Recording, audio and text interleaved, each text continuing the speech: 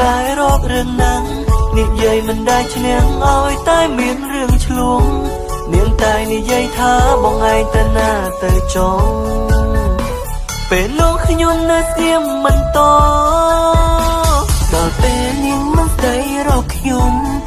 អង្គុយសំងំសួរខ្លួនឯងខុសអ្វីបានជាសុខនាងមិនខ្វល់នាងមិនស្ដី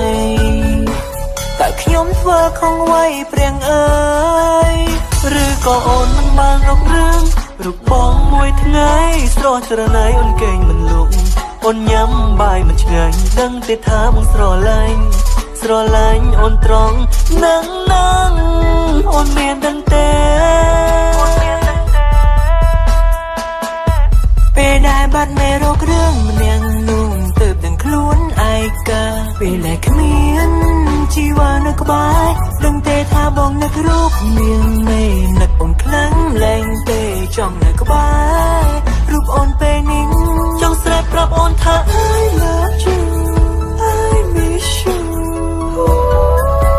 my baby គ្រប់វិនាទីចង់នៅក្បែរអូន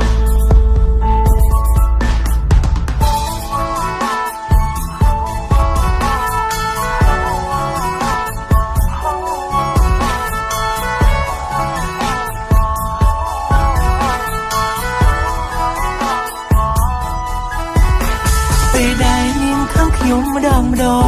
ខ្ញុំតែងអង្វរលំលងតាមលួងនាងឥតស្បើយរករឿងមិនចេញហត់រករឿងគ្មានហេតុផលឡើយ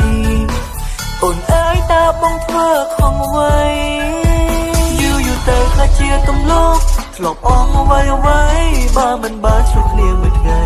ហាក់ដូចជានៅមិនសុខដឹងទេបងចង់ជួបមុខចង់នៅក្បែរអូនរាល់ថ្ងៃអូនមានដឹងទេពេលដែលបាត់មេរោគរឿងម្នាក់នោះទើបដឹងខ្លួនឯកាពេលដែលគ្មាន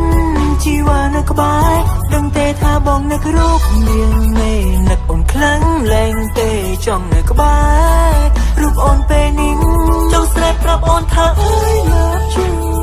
I miss you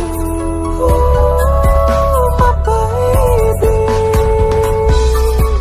គ្រប់វិនាទីចង់នៅក្បែរអូនពេលដែលបាត់មេរោគរឿងម្នាក់នោះទើបដឹងខ្លួនឯកាពេលដែលគ្មានជីវ៉ានៅក្បែរដឹងទេថាបងនឹករូបមានមេនឹកអូនខ្លាំងលែងទេចង់នៅក្បែររូបអូនពេលនេះចង់ស្រែកប្រាប់អូនថា I love you